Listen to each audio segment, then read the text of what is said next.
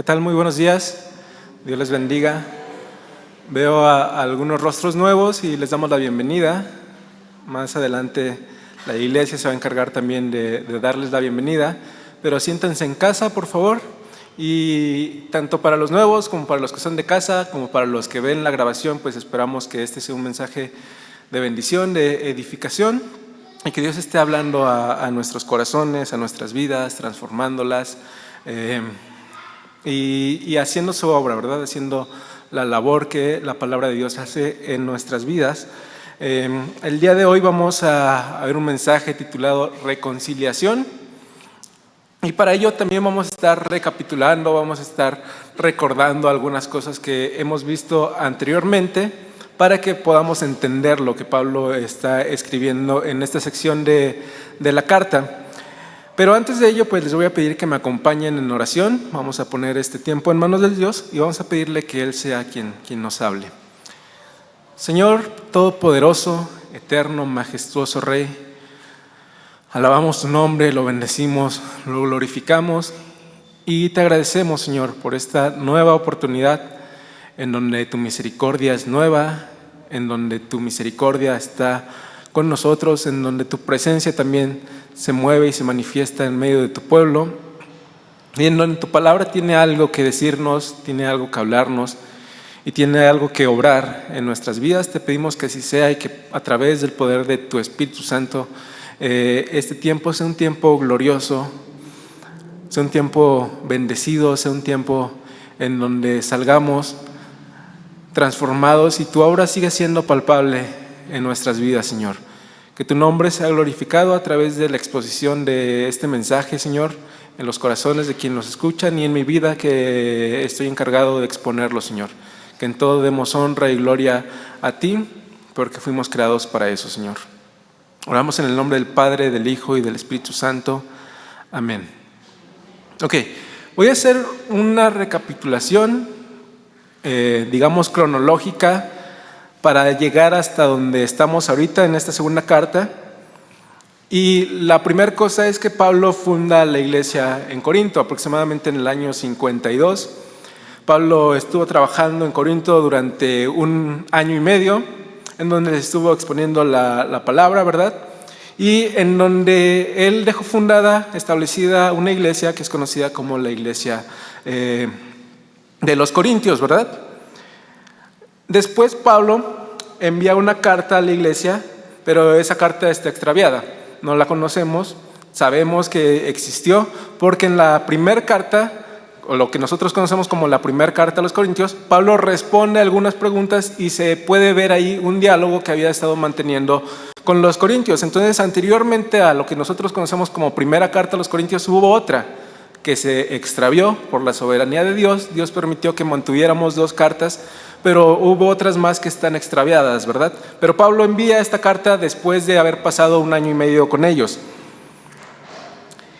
Los corintios responden haciéndole algunas preguntas y Pablo, para responder esa pregunta, va a escribir la primera carta a los Corintios, lo que nosotros conocemos como primera carta a los Corintios, la cual hemos ya estudiado anteriormente. Si ustedes están interesados en ver las exposiciones, están grabadas en la página de Facebook y pueden acceder a ellas. Después Pablo se retira, y les hace una visita dolorosa, así es conocida, una visita dolorosa, en donde probablemente algún grupo de personas estaba en contra de Pablo y alguno de los líderes tal vez lo insultó, tal vez se burló de Pablo, y Pablo tiene que salir de ahí, porque para que las cosas no estuvieran más tensas, Pablo toma la decisión de que esa visita no se alargara más y es conocida como una visita dolorosa. Pero Pablo se va de Corintio pues sintiendo ese pesar por lo que había pasado ahí en Corinto, porque lo habían insultado, pero sobre todo porque habían ofendido su ministerio. Y eso era lo que le pesaba a Pablo, más que su misma persona, era su ministerio que estaba siendo atacado. Y Pablo entonces va a escribir una carta que se conoce como la carta severa y la va a enviar con Tito. En esta carta Pablo los va a reprender, los va a exhortar y les va a llamar fuertemente la atención. Esta carta también está perdida, no sabemos el contenido exacto de esa carta, pero es una carta en donde Pablo lo reprende por lo que sucedió durante la visita dolorosa. Entonces se envía Pablo a Tito con esta carta y Pablo va a estar esperando a Tito para recibir noticias de qué pasó después con la iglesia. Y Pablo está en ese sentimiento de no saber cómo reaccionó la iglesia a esta carta severa, y en ese inter Pablo va a escribir lo que nosotros conocemos como la segunda carta a los Corintios, que es la que estamos estudiando ahora. Entonces, ese es más o menos el contexto que necesitamos conocer para entender lo que vamos a estudiar el día de hoy. Entonces, a partir del versículo 2, Pablo dice: admitirnos. A nadie hemos agraviado, a nadie hemos corrompido, a nadie hemos engañado. Y aquí tenemos que regresarnos un poquito al versículo 13 del capítulo 6, que lo estudiamos hace 15 días, en donde Pablo escribe lo siguiente: pues para corresponder del mismo modo, como a hijos hablo, ensanchaos también vosotros. Pablo está diciendo en esa sección de la carta que él les ha abierto su corazón a los corintios y que todos los corintios tienen cabida en el corazón de Pablo. Pero curiosamente, aunque él era el fundador, no cabía en el corazón de los corintios. Y entonces Pablo les dice: yo les he abierto mi corazón, ustedes también ábranme el suyo. Ábranselo a Tito, ábranselo a Timoteo, también recíbanos. Y hace 8 días veíamos un mensaje que fue una especie de paréntesis, pero Pablo va a retomar aquí el argumento y va a conectar con ese versículo 13, y él va a decir admitirnos. Si se dan cuenta, es lo mismo. Ahí le está diciendo ábranme su corazón, y aquí está diciendo admitirnos. De hecho, la Nueva Traducción Viviente lo traduce de esta manera: por favor, ábranos su corazón. Entonces, es el líder de esa iglesia, es el fundador, pero como ya lo vimos en una visita que hubo anteriormente, fue una visita dolorosa en donde lo increparon, en donde lo insultaron y en donde la iglesia se le volteó a Pablo, ¿no? Entonces Pablo le está diciendo: por favor, recíbanme, por favor, yo los amo como mis hijos, por favor, ábranme su corazón. Y Pablo continúa con esta defensa de su ministerio que hemos estado estudiando desde el capítulo 2 hasta ahora, y Pablo va a decir lo siguiente: a nadie hemos agraviado. Durante mi ministerio yo no he agraviado a nadie, yo no he corrompido a nadie y tampoco a nadie he engañado. Vamos a detenernos en cada una de esas palabras porque tienen un significado interesante. Por ejemplo, agraviado significa tratar a alguien de forma injusta, lastimar a alguien, hacer que alguien caiga en pecado. Y Pablo dice: yo no he hecho ninguna de esas cosas con los corintios, ¿verdad? Había un hombre que había estado teniendo relaciones con su madrastra, y Pablo les llama la atención a los corintios, les pide que por favor actúen, que lo expulsen de la iglesia, pero eso no es actuar de forma injusta. Y entonces algunos falsos apóstoles que se habían incrustado en esa iglesia acusaban a Pablo de ser injusto, acusaban a Pablo de haber corrompido a la iglesia y acusaban a Pablo de haber engañado a la iglesia. Pero Pablo dice: yo en ningún momento he actuado de forma injusta. Y lo veíamos en aquel entonces, que la disciplina es necesaria. La disciplina no es algo injusto, es algo necesario y es algo que se tiene que administrar en la iglesia. Entonces Pablo dice: a nadie yo he tratado de forma injusta, tampoco he lastimado a nadie y tampoco he hecho que alguien caiga en pecado. Y también la palabra corrompido tiene que ver con este significado. Corrompido quiere decir hacer que alguien tenga una conducta inmoral. Entonces Pablo, con sus enseñanzas, nunca los llevó a conducirse de forma inmoral, todo lo contrario, les enseñó la ética cristiana, les enseñó la forma de conducirse de acuerdo al evangelio. Entonces Pablo dice: yo no he caído en esa acusación que me están haciendo los falsos apóstoles. Y por último, la palabra engañado tiene que ver con la economía, tiene que ver con defraudar económicamente. Y ustedes recordarán que Pablo, durante ese segundo viaje misionero que hace, empieza a hacer una recolecta para bendecir a la iglesia de Jerusalén. Entonces pareciera que los falsos apóstoles están diciendo a la iglesia: este hombre Pablo está recolectando dinero para su propio bolsillo. Es mentira que se lo va a dar a la iglesia de Jerusalén, lo está diciendo para defraudarlos. Pero Pablo dice: no, a nadie he engañado, a nadie he defraudado económicamente. Incluso ustedes recordarán que cuando estudiamos esa sección de la carta, Pablo les pidió que hubiera 2 hombres de la iglesia que lo acompañaran, para evitar este tipo de malos entendidos, para evitar que ellos pensaran que los estaba engañando, que los estaba defraudando y que ese dinero era para su beneficio personal, ¿verdad?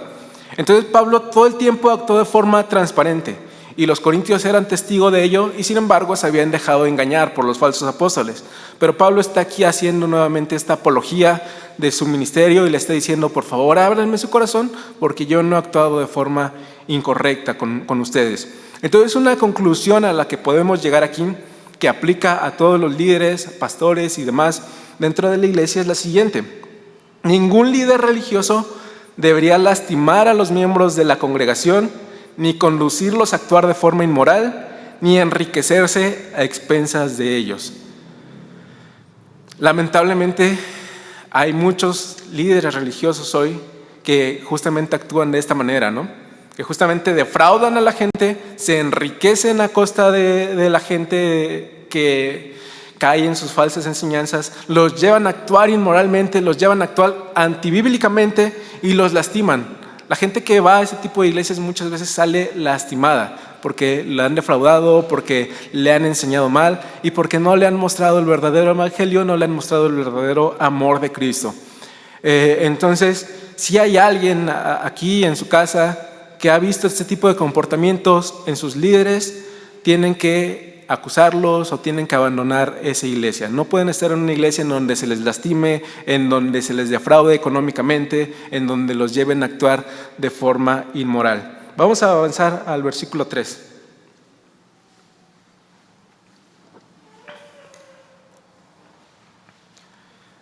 Pablo dice: no lo digo para condenarlos, pues ya he dicho antes que estáis en nuestro corazón para morir y vivir juntamente. Entonces Pablo quiere aclarar esto.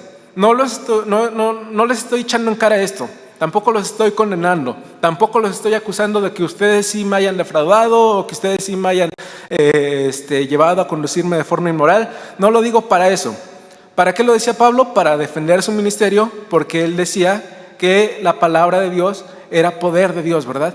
Y que él no se avergonzaba de ese ministerio que él tenía. Al contrario, él estaba orgulloso de su ministerio y de cómo ejercía, ¿verdad?, su función dentro de la iglesia. Entonces, él hace esta defensa por eso, porque sabe que el ministerio que él tiene es un ministerio glorioso. Y entonces Pablo dice: yo podría dar mi vida por ustedes. Yo no los quiero condenar. Yo podría vivir por ustedes y dar mi vida por ustedes. Eso es lo que hace también un verdadero líder. La NBI lo traduce de la siguiente manera: no digo esto para condenarlos, ya les he dicho que tienen un lugar tan amplio en nuestro corazón que con ustedes viviríamos o moriríamos. Entonces Pablo es leal a esa iglesia, Pablo ama a esa iglesia e incluso está dispuesto a dar su vida por esa iglesia. Y de hecho, Pablo anteriormente ha dicho que él por todas partes lleva las marcas de Cristo, ¿verdad? Que él a todos lados donde va lleva la vida de Cristo, pero también la muerte de Cristo, y que todo el tiempo está expuesto a la muerte, pero que eso lo hace por su ministerio, para que las personas puedan tener vida. Y entonces él dice: yo estoy expuesto a la muerte para que ustedes puedan vivir. Yo arriesgo mi vida para que ustedes puedan escuchar el mensaje de salvación. Y aquí lo que está diciendo Pablo entonces no es mentira, porque lo sostiene con su vida. No solo son palabras, sino están esas palabras sostenidas con su vida misma. Juan 15:13 dice lo siguiente: nadie tiene mayor amor que este, que uno ponga su vida por sus amigos. Justamente es lo que hace Pablo. No solamente los veía como sus amigos, sino los veía como sus hijos, y él arriesgaba su vida a causa de los corintios. Lógicamente este versículo se aplica perfectamente en la vida de Jesús, que Jesús nos llama a sus amigos y que Jesús da la vida por sus amigos, da la vida por nosotros, por rescate de quienes han sido elegidos. Pero así como Jesús dio su vida por la iglesia, también los líderes, y en este caso Pablo, da su vida por la iglesia, desgasta su vida por la iglesia e incluso arriesga su vida por la iglesia. Y vamos a ver un ejemplo en el Antiguo Testamento de una relación en donde también el uno por el otro ponían su vida. En segundo libro de Samuel 15:21, el contexto es el siguiente. El contexto de este versículo es que Absalón se ha rebelado en contra de David. David tiene que salir huyendo porque no quiere pelear contra su propio hijo. Y entonces hay un sirviente ahí que recientemente había llegado con David y que David le dice: tú quédate aquí, tú ni siquiera eres parte de mi casa, ni tampoco eres judío, quédate aquí, no arriesgues tu vida. Pero él le dice: no, y aquí están estas palabras: y respondió Itai al rey diciendo: vive Dios y vive mi Señor el Rey, que o para muerte o para vida, donde mi Señor el Rey estuviere, allí estará también tu siervo. Entonces este siervo sabía que David estaba en peligro, que se venía una guerra probablemente, y David le ofrece eso: quédate tú en el palacio, sirve al nuevo rey que va a ser Absalón. Pero aquí Itaí demuestra una palabra bastante importante, que es lealtad.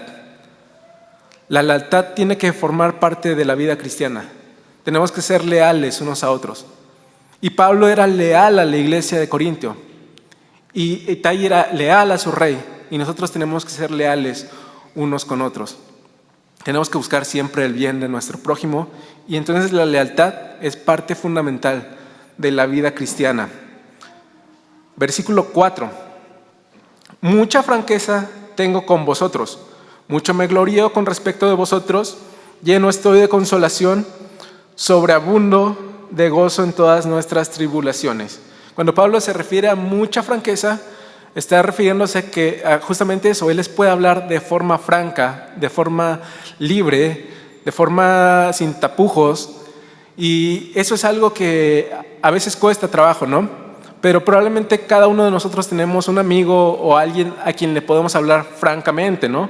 A quien le podemos decir las cosas tal como son.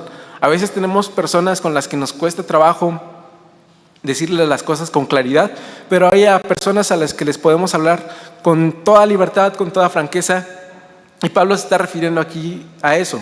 Yo les puedo hablar con toda franqueza a ustedes. Ustedes me conocen bien, ustedes estuvieron 1 año y medio conmigo, les puedo hablar con franqueza acerca de mi ministerio, les puedo hablar con franqueza acerca de la palabra de Dios. Y luego Pablo dice algo interesante, porque dice: yo mucho me glorío con respecto de vosotros. Y es difícil que Pablo se gloriara de una iglesia como la de los Corintios, de una iglesia en donde había pecado, de una iglesia en donde había divisiones, de una iglesia en donde lo habían insultado. Pablo dice: yo me siento orgulloso de ustedes. Entonces es algo interesante, ¿no? Y ahorita en unos versículos más vamos a ver por qué Pablo se sentía orgulloso de los corintios. Y dice: sobreabundo de gozo en todas nuestras aflicciones. Cuando Pablo dice esto, se está refiriendo a sus propias aflicciones. Por eso la Nueva Versión Internacional lo traduce de esta forma: en medio de todas nuestras aflicciones se desborda mi alegría. Es decir, Pablo pasaba por muchas complicaciones, Pablo pasaba por persecuciones, incluso anteriormente vimos que pasaba por latigazos, por hambre, por ayunos, por desvelos, pero en todas esas aflicciones, dice Pablo, yo me glorío en ustedes, los corintios, son mi fruto, son el fruto de mi trabajo. He visto que el evangelio ha crecido en ese lugar y yo me glorío de ustedes, y entonces mi alegría se desborda, ¿verdad? Pablo tendría razones suficientes para estar triste, para estar incluso enojado con los corintios, pero dice: yo estoy alegre y estoy lleno de orgullo de ustedes. Vamos a avanzar al versículo 5. Porque de cierto, cuando vinimos a Macedonia, ningún reposo tuvo nuestro cuerpo, sino que en todo fuimos atribulados de fuera, conflictos de dentro, de fuera conflictos, de dentro temores. Y aquí nos va a servir el repaso que vimos anteriormente, porque Pablo se fue después de 1 año y medio de estar ahí en la iglesia. Pablo les envía la primera carta a los corintios. Pablo les envía después la carta severa después de esta visita dolorosa, y les envía esta carta severa con Tito, y entonces Pablo lo va a esperar en Troas. El plan era encontrarse en Troas con Tito para que Tito le diera un informe de la iglesia, pero no sucedió así. De hecho, Pablo ya lo había dicho en el capítulo 2, y él dice: cuando llegué a Troas para predicar el evangelio de Cristo, aunque se me abrió puerta en el Señor, no tuve reposo en mi espíritu por no haber hallado a mi hermano Tito. Así, despidiéndome de ellos, partí para Macedonia. Entonces, ¿se dan cuenta? Pablo envía esta carta severa con Tito. Pablo espera encontrarse en Troas con Tito para que le dé informes de cómo reaccionó la iglesia a esta carta, pero no lo encuentra. No lo encuentra en Troas, y entonces Pablo se inquieta. Y aunque había una oportunidad de servir ahí, él prefiere irse a Macedonia, porque dice: si no está aquí en Troas, tal vez lo encuentre allá en Macedonia. Tenía a Tito forzosamente que pasar por Macedonia. Aunque había un riesgo de que mientras Pablo iba a Macedonia, Tito fuera a Troas y que se cruzaran en el camino. Sin embargo, por la soberanía de Dios no fue así, ¿verdad? Y Pablo viaja a Macedonia y es donde nos encontramos aquí en el versículo 5. Cuando vinimos a Macedonia, ningún reposo tuvo nuestro cuerpo, sino que en todo fuimos atribulados. Es decir, llega Pablo a Macedonia y todavía no se encuentra con Tito. Y todavía no encuentra respuesta y todavía no tiene un informe de cómo están las cosas en Corinto. Entonces Pablo está realmente inquieto y está escribiendo esta carta desde la inquietud, tal vez desde la desesperación, tal vez desde la aflicción, porque quiere y desea saber cómo están marchando las cosas en Corinto después del llamado de atención que les hizo a través de la carta. Pero en medio de esa aflicción, fíjate lo que va a decir Pablo en el versículo 6. Pero Dios, que consuela a los humildes, nos consoló con la venida de Tito. Y entonces ahí Pablo realmente encuentra reposo, porque había estado buscando a Tito desde Troas, viaja a Macedonia para encontrarlo, no lo encuentra, está lleno de inquietud, pero Dios hace que Tito llegue ahí a Macedonia. Y entonces dice, Dios que consuela a los humildes, nos ha consolado con la venida de Tito, porque por fin lo podemos ver y por fin podemos tener un informe de cómo están las cosas en la iglesia. Y Pablo ya había hablado acerca de este Dios de consolación en esta misma carta. No vamos a abundar mucho en eso porque hay un mensaje especial dedicado en eso. También se puede ver ahí en la página de Facebook, está grabado. Pero Pablo escribió lo siguiente en el capítulo 1. Bendito sea el Dios y Padre de nuestro Señor Jesucristo, Padre de misericordias y Dios de toda consolación, el cual nos consuela en todas nuestras tribulaciones, para que podamos también nosotros consolar a los que están en cualquier tribulación, por medio de la consolación con que nosotros somos consolados por Dios. Entonces en esta carta Pablo nos revela esa característica de Dios, un Dios consolador. La palabra consuelo, todos los derivados de consolación, es parakaleo, de donde obtenemos también paracleto, y es llamar al lado, es decir, estar cercano a alguien. Y entonces Pablo dice, Dios que está cercano a nosotros, está cercano a los humildes, nos ha consolado con la venida de Tito. Y te repito, si quieres ver este mensaje especial acerca del Padre de Consolación, está grabado en Facebook, lo puedes buscar así, me parece que así era el título de ese mensaje, Padre de Consolación. Y ahí abundamos más, nos metemos más a profundidad con todo este tema que la verdad está muy, muy interesante, muy glorioso. Vamos a avanzar al versículo 7. En donde te lo voy a leer desde la nueva versión internacional. Y dice Pablo, y no solo con la llegada, es decir, no solamente nos consoló por verlo y por poderlo abrazar, por poderlo saludar, sino también con el consuelo que él había recibido de ustedes. Él nos habló del anhelo, de la profunda tristeza y de la honda preocupación que ustedes tienen por mí, lo cual me llenó de alegría. Entonces, Pablo probablemente estaba inquieto porque si a él, siendo el fundador de la iglesia en Corinto, lo habían tratado mal, ¿qué le podía esperar a Tito? Que solamente era un colaborador de Pablo, ¿no? Entonces Pablo lo envía con esta carta severa y Pablo está esperando esta respuesta y cuando llega Tito le da buenas noticias. Y entonces Pablo recibe consolación de esas buenas noticias que había recibido por parte de Tito porque lo habían tratado bien a Tito. Y además de esto, dice, él nos habló del anhelo, es decir, del deseo de ver a Pablo, de la profunda tristeza y de la honda preocupación que ustedes tienen por mí, lo cual me llenó de alegría. En su visita anterior, la visita dolorosa, Pablo había sufrido, Pablo se va con esa preocupación, pero Tito le dice, ¿sabe qué? Los corintios quieren verte. Los corintios no están enojados contigo, los corintios te aman, los corintios están tristes por lo que te hicieron, los corintios tienen esa preocupación por cómo estás, Pablo, y quieren verte. Y entonces obviamente Pablo, como cualquier padre haría, se alegra, ¿no? Se goza de que los corintios tienen ese corazón respecto a él. Entonces, si se dan cuenta, aquí podemos ver como una ruptura de la carta, en donde anteriormente Pablo decía, ábranos su corazón, pero ahora Pablo dice que Tito le informó que ya se lo han abierto. Los corintios ya aman a Pablo, ya sienten preocupación por Pablo, ya desean ver a Pablo. Y entonces podemos deducir que esta carta fue escrita obviamente por partes, ¿verdad?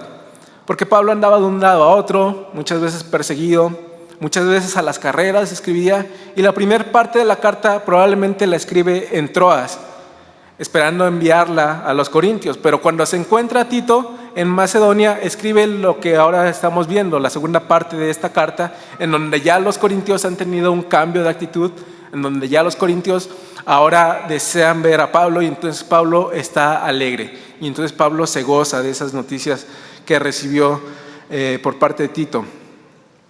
Versículos 8 y 9 dice: porque aunque os contristé con la carta, no me pesa, aunque entonces lo lamenté, porque veo que aquella carta, aunque por algún tiempo os contristó, ahora me gozo no porque hayáis sido contristados, sino porque fuiste contristados para arrepentimiento, porque habéis sido contristados según Dios, para que ninguna pérdida padecieses por nuestra parte.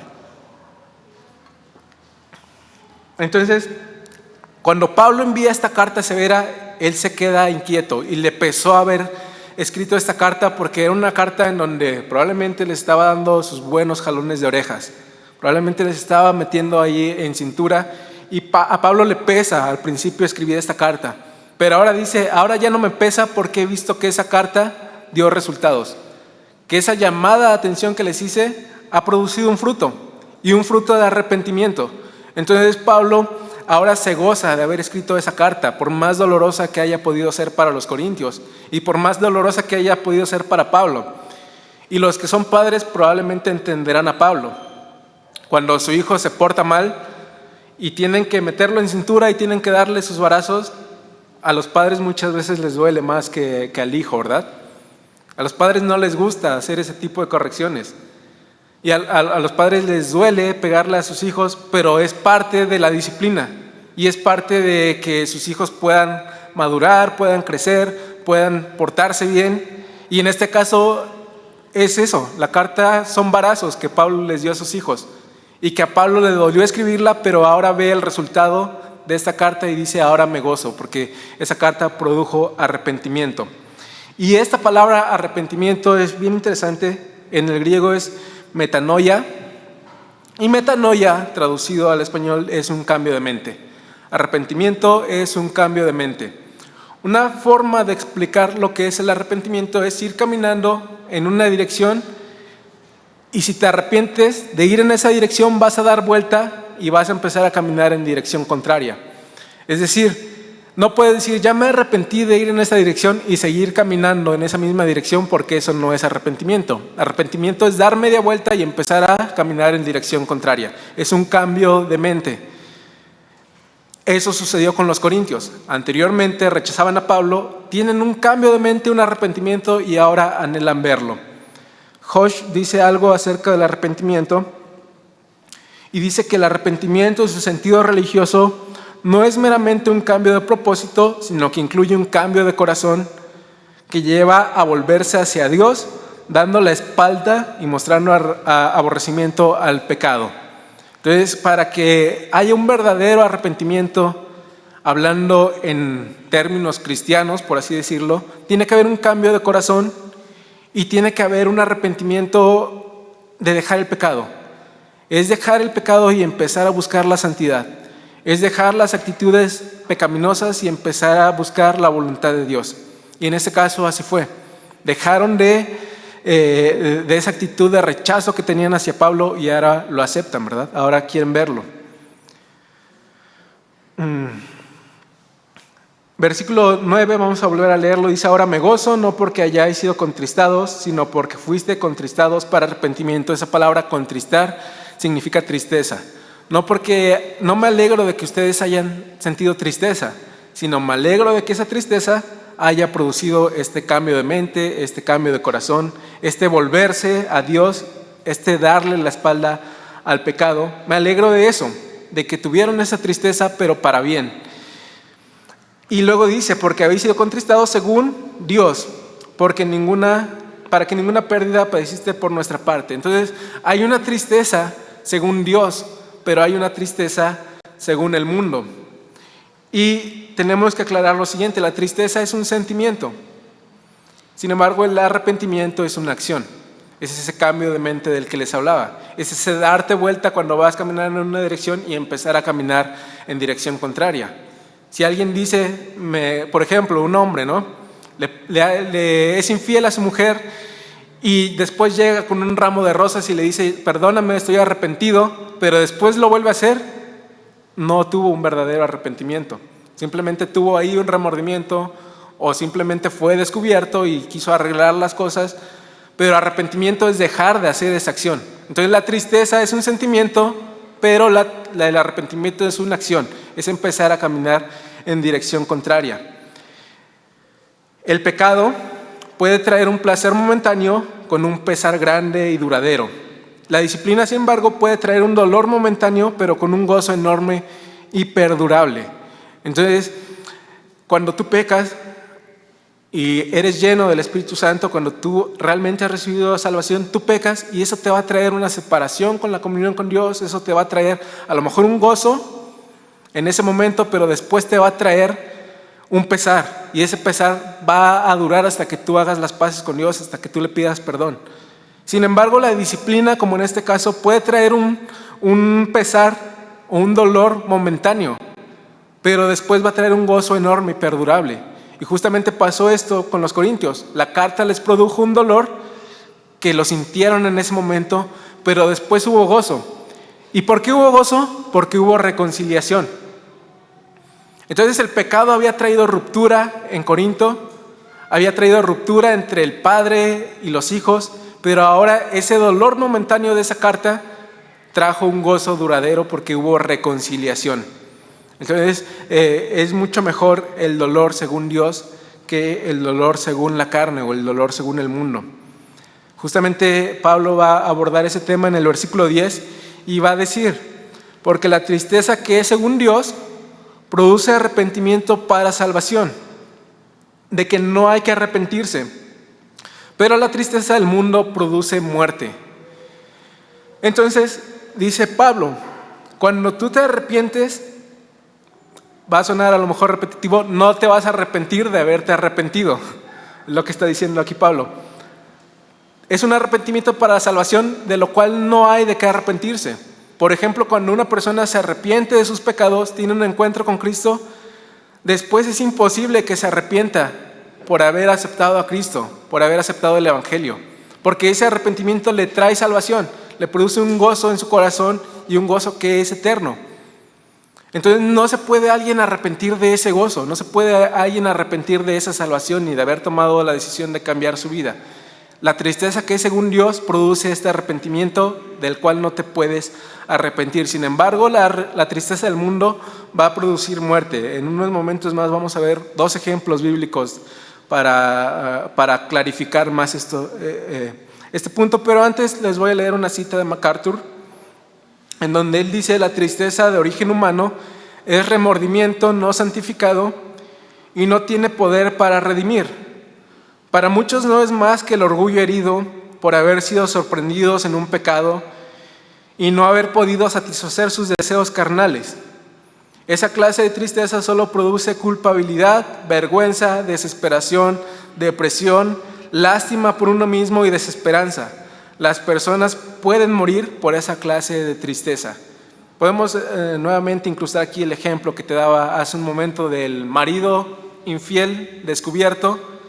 Justamente le produce eso, es su orgullo herido por haber sido descubierto, y a veces incluso hasta se hacen las víctimas, ¿no?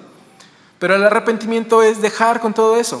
El arrepentimiento y la tristeza que viene según Dios es cambiar la mente, cambiar las actitudes, tener un cambio de vida. La tristeza, de acuerdo al mundo, solamente genera remordimiento y eso te puede llevar a la muerte.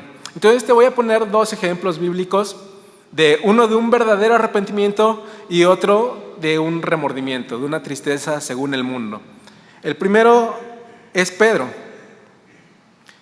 Pedro, recordarán que negó a Jesús 3 veces, y en Mateo 26:75 dice: entonces Pedro se acordó de las palabras de Jesús cuando Jesús le dijo: antes de que cante el gallo me habrás negado 3 veces, y saliendo fuera lloró amargamente. ¿Qué hizo Pedro después de llorar amargamente? ¿Alguien recuerda?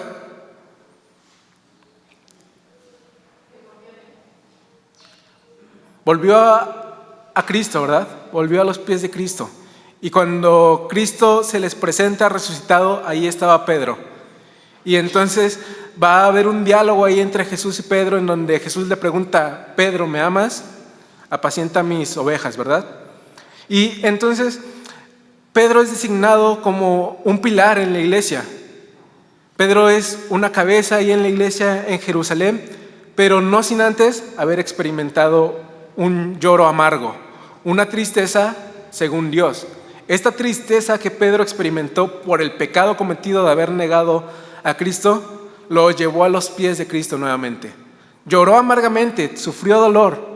Realmente él se sintió triste por haber negado a Cristo, pero esta tristeza, como venía de Dios, lo llevó nuevamente a los pies de Cristo. Sin embargo, hay otro ejemplo de una tristeza según el mundo, y ese es Judas. Entonces Judas, el que la había entregado, viendo que era condenado, devolvió arrepentido las 30 piezas de plata a los principales sacerdotes y a los ancianos, diciendo: yo he pecado entregando sangre inocente. Mas ellos dijeron: ¿qué nos importa a nosotros? Allá tú. Y arrojando las piezas de plata en el templo, salió y fue y se ahorcó. ¿Se dan cuenta? También también Judas experimentó tristeza, pero era tristeza según el mundo.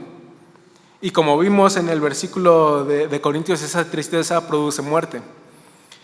Mientras que el llorar amargo de Pedro lo llevó a los pies de Cristo, el llorar amargo de Judas lo llevó de vuelta a los sacerdotes. Y lo llevó, después de haber sido rechazado por los sacerdotes, a ahorcarse. Esa tristeza no venía de Dios, esa tristeza produjo muerte. Simplemente era remordimiento en la vida de Judas. Entonces aquí vemos ese contraste entre un verdadero arrepentimiento y un simple remordimiento.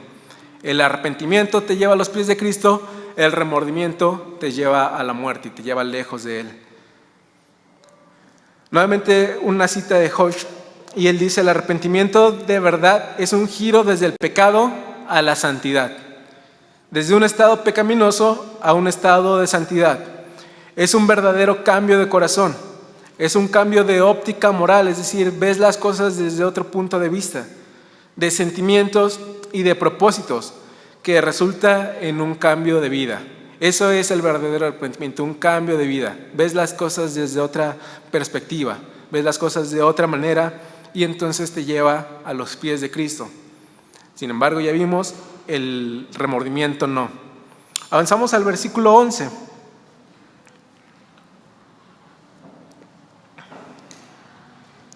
Porque he aquí, esto mismo de que hayáis sido contristados según Dios, ¿qué solicitud produjo en vosotros? ¿Qué defensa? ¿Qué indignación? ¿Qué temor? ¿Qué ardiente afecto? ¿Qué celo y qué vindicación? En todo os habéis mostrado limpios en el asunto. Pablo va a dar aquí un listado de lo que produjo el verdadero arrepentimiento en los corintios. Y vamos a ir desglosando uno a uno cada uno de estos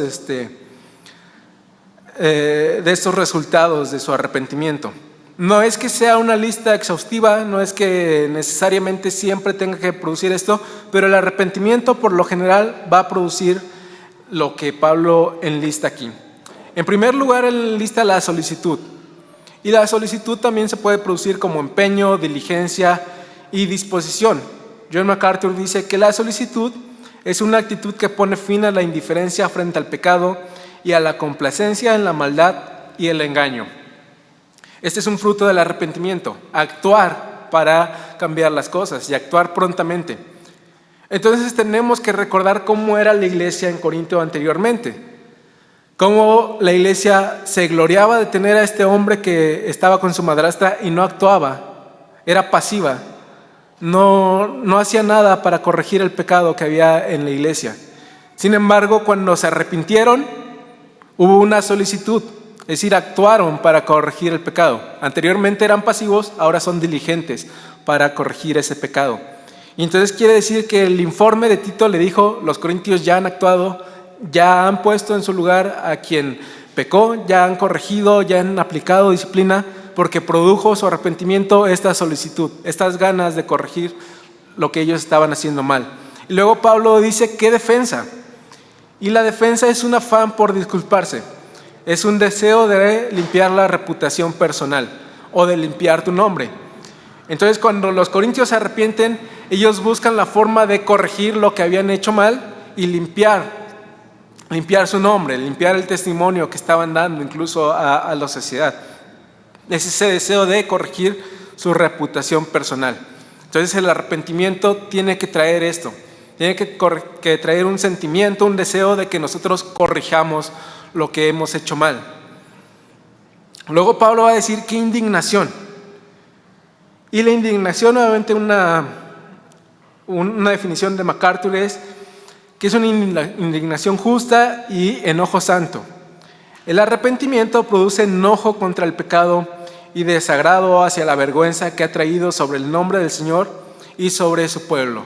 Los corintios entonces se indignaron por el pecado que estaba sucediendo en su iglesia, se indignaron incluso probablemente contra su misma persona y actuaron, ¿verdad? La indignación te tiene que llevar a actuar también. Yo creo que todos nosotros hemos experimentado alguna vez indignación, ¿no? A veces vemos en redes sociales, por ejemplo, que golpearon a alguien y eso nos produce indignación. Porque decimos, ¿cómo es posible que se porten de forma tan inhumana, ¿no?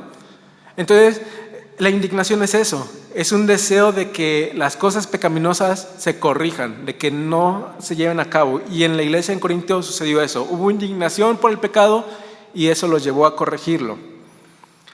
Pablo después va a decir qué temor también produjo ese arrepentimiento en ustedes. Y ese temor es reverencia hacia Dios, quien es el más ofendido por nuestro pecado. El pecado principalmente ofende a Dios. Si es cierto, habían ofendido a Pablo, si es cierto, quizás se ofendían entre ellos, pero principalmente el pecado ofende a Dios. Por eso el salmista dice, contra ti solo he pecado, porque el pecado primordialmente ofende a Dios. Y entonces este temor es esa reverencia a Dios, quien es el principal ofendido por causa de nuestros pecados. Y Pablo dice, ¿qué temor produjo en ustedes? ¿Qué reverencia? ¿Qué ganas de hacer las cosas correctamente para no ofender a Dios? Luego va a decir Pablo qué ardiente afecto, que también se puede traducir como anhelo ferviente. Y nuevamente cito aquí a MacArthur, en su definición que él da, dice que es el deseo intenso del pecador arrepentido para restaurar la relación con aquel en contra de quien ha pecado. Y vemos que anteriormente Pablo recibió este informe de Tito que los corintios querían verlo, anhelaban verlo. Entonces ese arrepentimiento produjo justamente reconciliación, que es el tema de este mensaje, ¿verdad? Produjo este anhelo ferviente de ver a Pablo y de solucionar las cosas con él. Produjo este deseo de poder reconciliarse. Entonces produjo este anhelo ferviente. Y después Pablo va a decir que celo. Y celo es amar a alguien o algo tanto que uno aborrece cualquier persona o cosa que haga daño al objeto de este amor. Entonces en la iglesia en Corinto habían ofendido a Pablo, pero ahora los corintios mostraban celo por Pablo y corrigieron las cosas. Cuando anteriormente permitieron que lo insultaran, ahora el celo que tenían por Pablo los lleva a corregir al que lo había insultado, ¿verdad? Entonces los corintios muestran este celo, este anhelo por Pablo, porque hubo ahí una reconciliación, porque hubo ahí un arrepentimiento verdadero. Luego va a decir que vindicación también. El arrepentimiento trajo vindicación y la vindicación es disposición para hacer justicia, que se haga justicia, vengar los agravios. MacArthur dice lo siguiente: el deseo de ver que se haga justicia, el pecador arrepentido ya no trata de protegerse a sí mismo, ahora quiere ver que el pecado sea vengado sin importar cuánto pueda costarle. Entonces la vindicación es eso, vindicar a alguien es hacerle justicia. Y anteriormente los corintios no habían hecho justicia hacia Pablo, pero ahora se han vindicado y han hecho esa justicia con el ofensor. Y finalmente Pablo dice, ustedes demostraron haber hecho todo lo necesario para corregir la situación. En otras versiones dicen, ustedes están limpios, mostraron limpieza. Limpieza también se puede traducir como pureza. Ustedes han demostrado corregir esta situación y entonces Pablo por eso se gloriaba de los corintios. Anteriormente lo vimos, ¿verdad?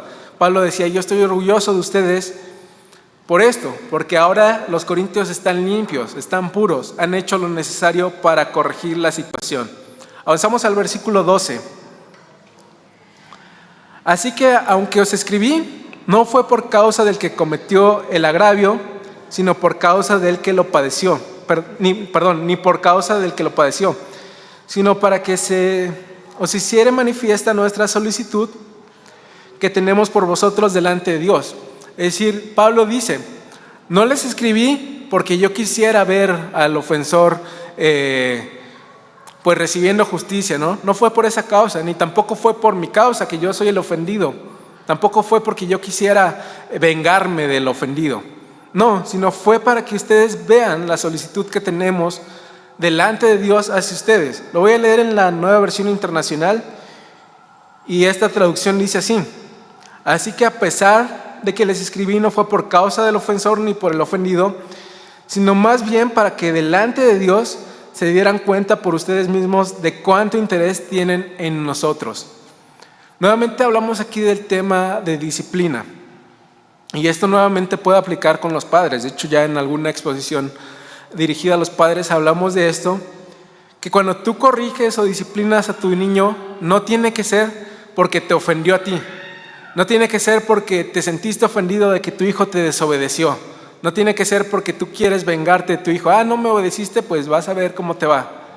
Sino tiene que ver con la actitud pecaminosa que tiene hacia Dios. Cuando el niño te ofende a ti, te desobedece a ti, en realidad está desobedeciendo a Dios. Entonces tú tienes que corregirlo para que no se alimente esa vida pecaminosa en el hijo.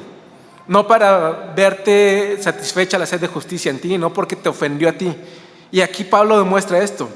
No les escribí porque yo quisiera vengarme del ofendido. No fue por causa de eso, sino para que ustedes se dieran cuenta de cuánto interés tienen en nosotros y de cuánto ese interés está dirigido hacia Dios. Pablo quería ver a la iglesia corregida por causa de Dios, porque los corintios estaban ofendiendo principalmente a Dios. Y finalmente voy a leer los versículos 13 al 16 antes de concluir con este mensaje. Y en esta sección Pablo dice: por eso hemos sido consolados en vuestra consolación, pero mucho más nos gozamos por el gozo de Tito, que haya sido confortado su espíritu por todos vosotros. Probablemente Tito también iba temeroso, ¿no? Probablemente Tito decía: híjole, si así recibieron a Pablo, ¿qué me espera a mí? Pero Tito recibió consuelo. Pues si de algo me he gloriado con él respecto de vosotros, no he sido avergonzado, sino que así como en todos os hemos hablado con verdad, también nuestro gloriarnos con Tito resultó verdad. Es decir, Pablo, antes de mandar a Tito, le habló bien de la iglesia en Corintio. Gloriarse es eso, enorgullecerse. Pablo estaba orgulloso de los corintios, y Pablo, cuando envía a Tito, le dice a lo mejor: no, te van a tratar bien, vas a ver que te van a recibir bien, vas a ver que te van a consolar.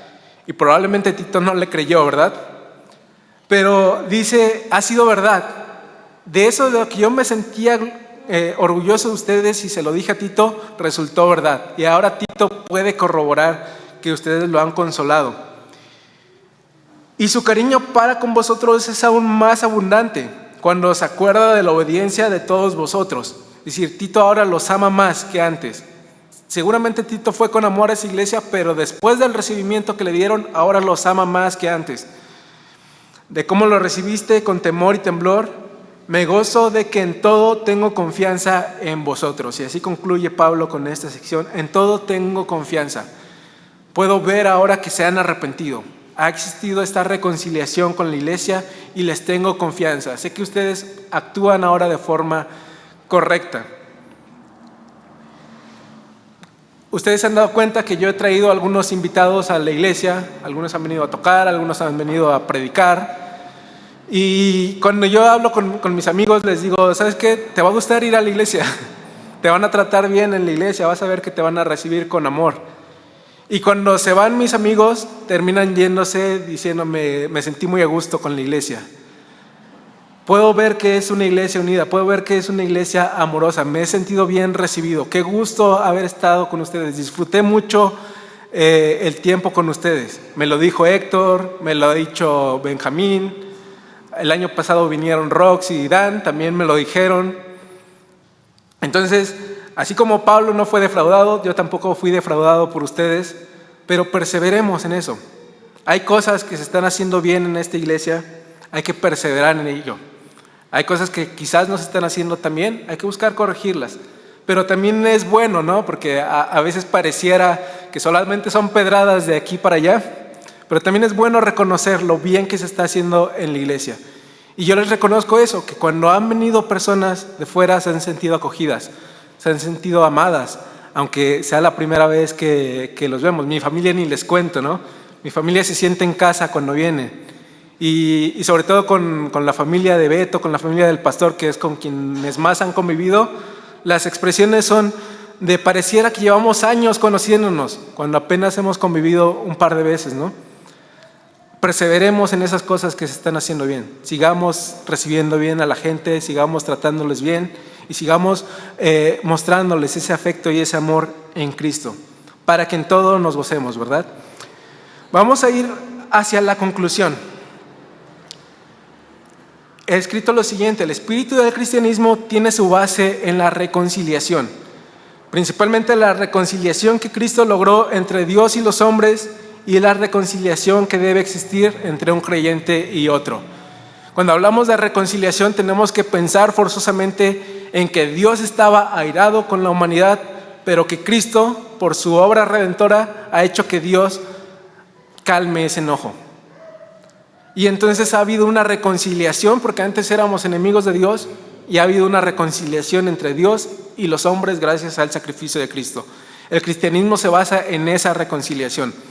Ahora, si Cristo logró reconciliarnos con Dios cuando nosotros no lo merecíamos, cuando Dios ha sido la persona más ofendida de toda la historia, cuando las ofensas que nos hacen a nosotros no se comparan con las que le hacemos a Dios, nosotros también debemos reconciliarnos con aquellos que nos ofenden, así como los corintios y como Pablo, ¿no? Pablo no buscó venganza, sino buscó reconciliación y finalmente se logró. Y la base del cristianismo es eso: recordar la obra de reconciliación de Cristo, que Cristo logró por nosotros, y entonces nosotros perdonar y reconciliarnos con aquellos que nos ofenden. Lucas 17, 3-4 dice: mirad por vosotros mismos, si tu hermano pecare contra ti, repréndele. Así como Pablo, ¿verdad? Reprendió a los corintios a través de esta carta severa. Y si se arrepiente, entonces perdónale. Y Pablo los perdonó también. Y si 7 veces al día pecare contra ti y 7 veces al día volviera a ti diciendo me arrepiento, perdónale. ¿Cuántas veces ofendieron a Pablo? Quién sabe, pero Pablo los perdonó. Los reprendió, sí es cierto, porque es parte del cristianismo. También la disciplina forma parte de la vida cristiana, pero el perdón, y como vimos anteriormente en uno de los mensajes, también la restauración. La restauración también es parte de la vida cristiana. Entonces, el arrepentimiento, el perdón, la reconciliación y la restauración son elementos intrínsecos de la vida cristiana. Tienen que existir.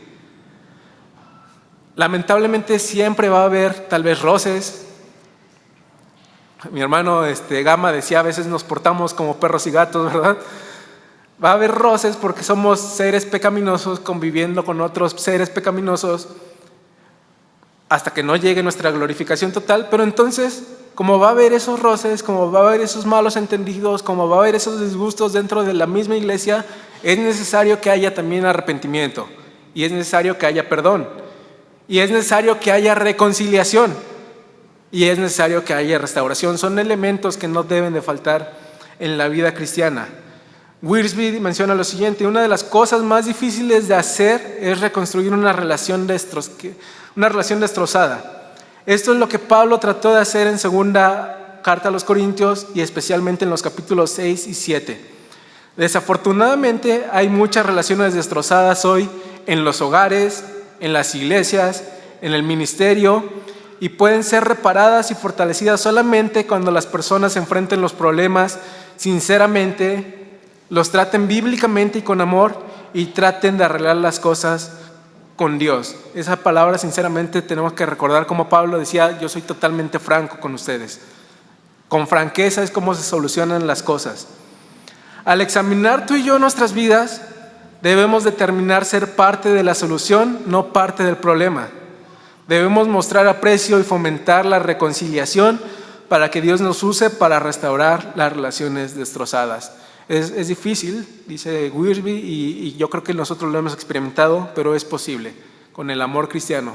Es posible, buscando la voluntad de Dios, reparar las relaciones que sean rotas, y entonces nosotros debemos buscar eso, ser parte de la solución y buscar reconciliación, ya sea que estés peleado con alguien en tu hogar, ya sea que estés peleado con alguien en la iglesia, tienes que buscar la reconciliación. Si confesamos nuestros pecados, Él es fiel y justo para perdonar nuestros pecados y limpiarnos de toda maldad. Es decir, si tú te has separado de Dios, también tienes que buscar la reconciliación con Dios. Porque lo que hemos visto es que el remordimiento te aleja de Dios, sin embargo el arrepentimiento te lleva a sus pies. Entonces, si hay alguien aquí o en su casa que está peleada con Dios, que ha pecado, que se ha alejado de Dios, también es momento para reconciliarte con Él. Y si tú confiesas ese pecado, Dios te va a perdonar. Dios es fiel y justo para eso y para limpiarte de esa maldad. Entonces busca reconciliarte con tu hermano que estás peleado, ya sea tu hermano en la carne o tu hermano en el espíritu, pero también si estás alejado de Dios, busca reconciliarte con Él, es necesario. Vamos a ponernos de pie y vamos a terminar este tiempo en oración, y vamos a buscar, si es posible en la semana o hoy mismo, reconciliarte. Si tienes una relación rota, busca reconciliarte, y sobre todo si esa relación es la de Dios. Padre, en el nombre de Jesús te damos gracias por este mensaje, Señor. Gracias principalmente por esa reconciliación que tu Hijo logró en esa cruz entre tú y nosotros. Gracias porque nosotros no merecíamos ser perdonados y tampoco había méritos para lograr ese perdón. Éramos enemigos tuyos, pero ahora somos amigos. Éramos pecadores, pero ahora tú nos has declarado santos. Éramos bastardos, pero ahora somos declarados tus hijos porque nos has dado un espíritu de adopción. Éramos personas que caminaban rumbo a la perdición, pero que ahora caminamos rumbo a nuestra patria celestial. Y todo eso gracias a la reconciliación que tu Hijo logró por nosotros, Señor, y te agradecemos por eso y te alabamos por esa obra redentora. Y te pedimos, Padre, que así como en tu corazón hubo este deseo de reconciliarte con nosotros, con tu creación, que también en nuestro corazón haya ese deseo de reconciliarnos con aquellos a quienes hemos ofendido, con aquellos a quienes hemos lastimado, y que haya en nosotros un anhelo como hubo en los Corintios, que haya en nosotros indignación por el pecado como hubo en esta iglesia, que haya en nosotros celo, que haya en nosotros temor por agradarte a ti, Señor, y que busquemos ser parte de la solución entre aquellas relaciones rotas, lastimadas, Señor. Y que si mi hermano es el que me ofendió a mí y no nace de él pedirme perdón, que sea yo quien lo busque para restaurar también esa comunión, Señor. Que si él no da ese paso, que lo dé yo, Señor. Y principalmente, Padre, si estamos alejados de ti, que también busquemos reconciliarnos contigo, Señor. Que si bien es cierto, hemos sido limpiados por la sangre de tu Hijo y hemos recibido un perdón judicial, muchas veces, ya siendo tus hijos, nos apartamos de ti y perdemos el gozo de la salvación, así como el salmista. Y mientras callamos se secan nuestros huesos, y mientras callamos nuestro espíritu está inquieto, Señor. Pero que busquemos hoy mismo, Señor, reconciliarnos contigo si es que te hemos ofendido. Buscar tu perdón paternal, que sin duda nos lo otorgará, Señor. Y buscar a través de nuestro abogado, nuestro mediador, que es Cristo, tener nuevamente ese gozo de la salvación en nuestras vidas, tener nuevamente comunión contigo, y que haya esa reconciliación entre tú como Padre y nosotros como tus hijos, Señor. Que vivamos nuestra vida cristiana buscando agradarte a ti, buscando hacer tu voluntad, pero que si por alguna razón nos alejamos de ella y por alguna razón hemos ofendido, lastimado, que también podamos buscar arrepentimiento, perdón, reconciliación y restauración, porque forman parte de esta vida que tú nos has llamado a vivir, Señor.